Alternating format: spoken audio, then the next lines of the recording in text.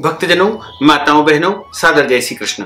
हमारे YouTube channel में आप सभी का बहुत बहुत स्वागत है। मैं हूं आपके साथ आचार्य धर्मेंद्र शास्त्री। सबसे पहले आपको और आपके पूरे परिवार को भाई दूज महापर्व की बहुत बहुत शुभकामनाएं और बधाइयां। कार्तिक माह के शुक्ल पक्ष की द्वितीया तिथि को भाई दूज का महापर्व मनाया जाता है। इसे यम द्वितीया या भाई फोटा भी कहा जाता है। और इस दिन प्रत्येक बहनें अपने भाई को अपने घर बुला करके उसका तिलक करती है तथा उसकी उन्नति और प्रगति की कामना करती है। और इस दिन जो भाई अपनी बहन के घर जाकर के भोजन आदि करते हैं, तिलक लगवाते हैं और उपहार स्वरूप अपनी हैसियत तथा श्रद्धा के अनुसार कुछ भी उनको दान पुण्य करते हैं, उसका उनको अनंत गुना पुण्य फल प्राप्त होता है और उनके जीवन में उन्नति तथा प्रगति होती है और उनको कभी भी जो है यमराज का भय नहीं रहता है, क्योंकि इसे यम द्वितीया कहा गया है। और यम द्वितीया होने के कारण इस दिन जो भी बहनें अपने भाई को अपने घर बुला करके तिलक करेगी, उसकी लंबी आयु की कामना करेगी, तो दोनों भाई बहन के बीच में प्रेम बढ़ेगा, सौहार्द बढ़ेगा। भाई बहन के प्रेम का सबसे बड़ा त्योहार भाई दूज माना जाता है और इस दिन प्रत्येक बहनें शुभ मुहूर्त में अपने भाइयों को तिलक लगा करके उनकी लंबी आयु की कामना करती है। तो आज हम आपको भाई दूज की दिव्य कथा सुनाने जा रहे हैं। क्योंकि भाई दूज का जो महापर्व होता है कार्तिक माह के शुक्ल पक्ष की द्वितीया तिथि को होता है। सभी बहनें अपने अपने भाइयों को तिलक लगा करके उनकी आरती उतारें और उनकी लंबी आयु की कामना करें। यह त्योहार कार्तिक माह के शुक्ल पक्ष की द्वितीया तिथि को ही मनाया जाता है।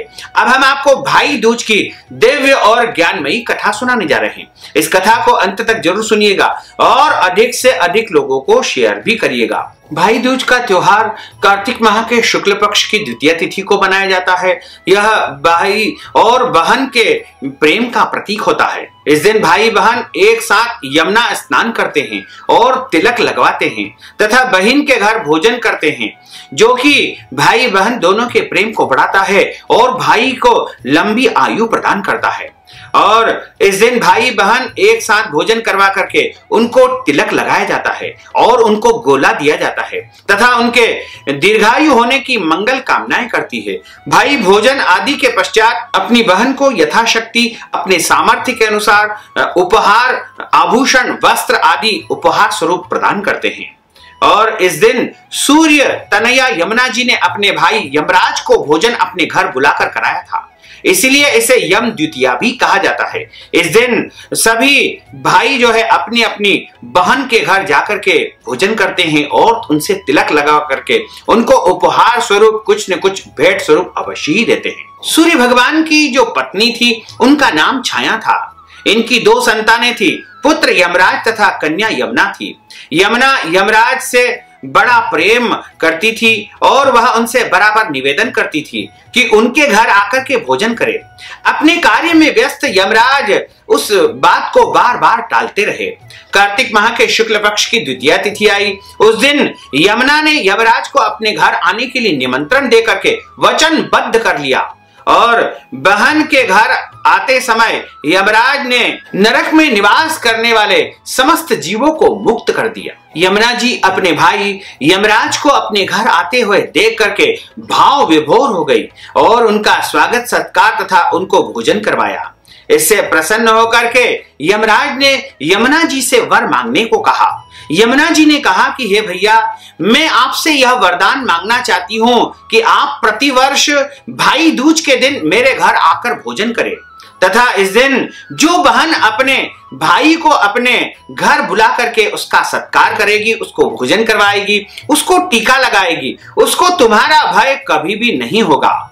यमराज ने तथास्तु कह करके यमुना को अमूल्य वस्त्र आभूषण देकर के पुनः यमपुरी चले गए।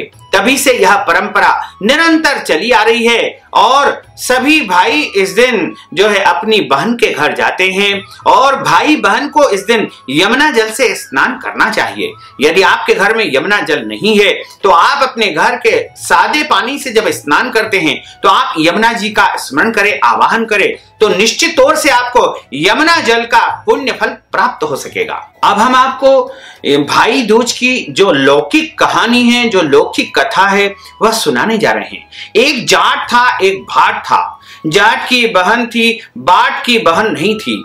भैया दूज का दिन आया। जाट ने कहा कि आज भैया दूज है, मैं अपनी बहन के यहाँ जा रहा हूँ। भाट बोला मेरी तो बहन नहीं है, मैं भी चलता हूँ। मैं किसी को मुंह बोली बहन बना लूंगा, और दोनों चल दिए। आगे चलकर जाट अपनी बहन के घर में रुक गया। भाट ने देखा कि एक कुएं पर दो पनिहारी पानी भर रही है, यानी दो महिलाएं पानी भर रही है। आपस में बातें कर रही है कि आज भैया दूज है, आज हमारा भाई आएगा, जल्दी जल्दी चलते हैं। दूसरी बोलती है कि मेरा तो भाई नहीं है, मैं किसको टीका लगाऊंगी। भाट यह सभी बातें सुन रहा था। पनिहारी पानी लेकर अपने घर चल दी। पीछे पीछे भाट भी चल दिया। वह घर जाकर के मटका रखकर चरखा काटने बैठ गई।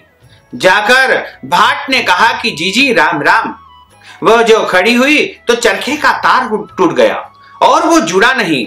वह भाई से कैसे मिले। वह भगवान से प्रार्थना करने लगी कि तार जुड़ जाए तो मैं भाई से मिलूं।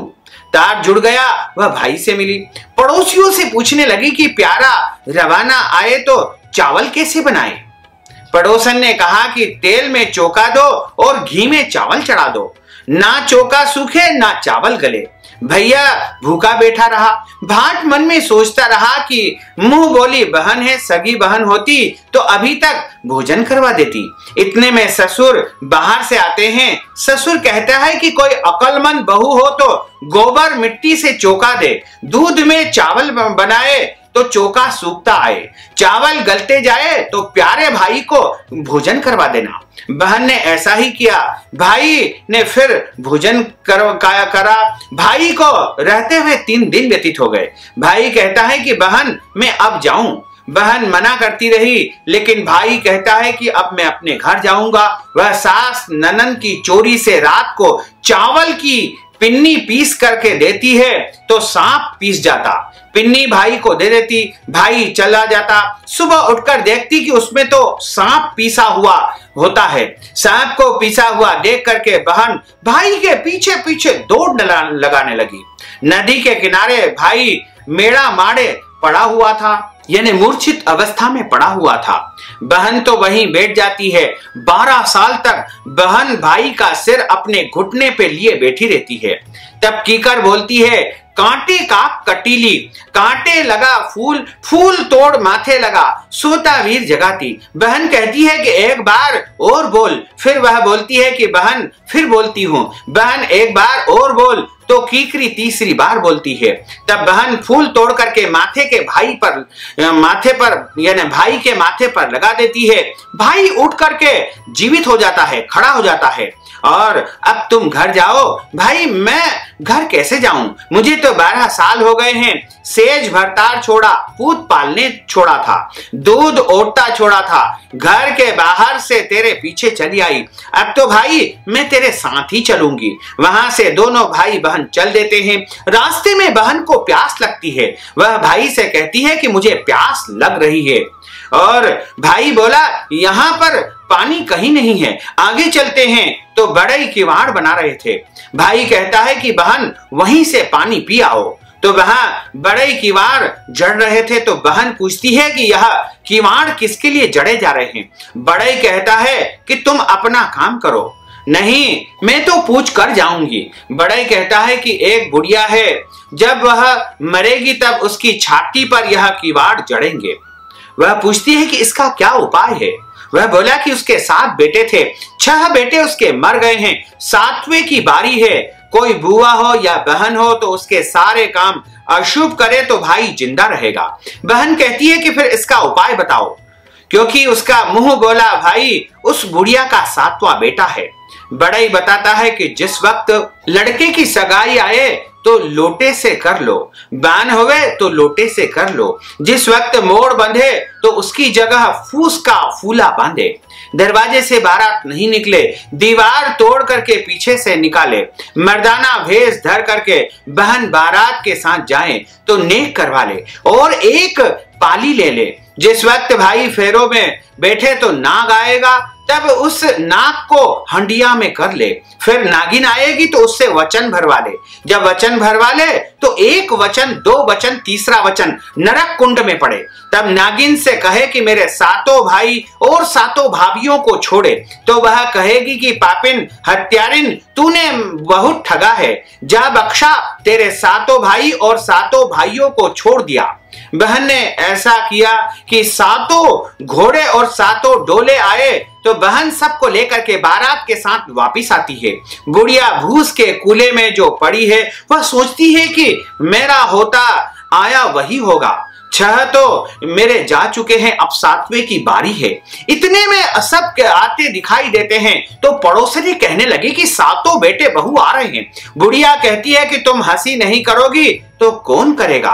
तो वह कहती है कि नहीं नहीं, हम सच कह रहे हैं, तेरी बेटे और तेरे बहू आ रही है। गुड़िया बोली, अगर सब आ रहे हैं तो बेटे की पगड़ी, बहू की चुंदड़ी और मेरे आंखों के जाले, कानों के ताले खुल जाए।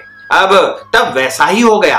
माँ बेटी को आशीर्वाद देती है और तेरा भाग, बेटी माँ से कहती है कि तेरा भाग। फिर वह बुढ़िया को सारी कहानी सुनाती है तो सब खुश हो जाते हैं। बहन को भाई और माँ को बेटी को बहुत धन देकर के विदा करते हैं।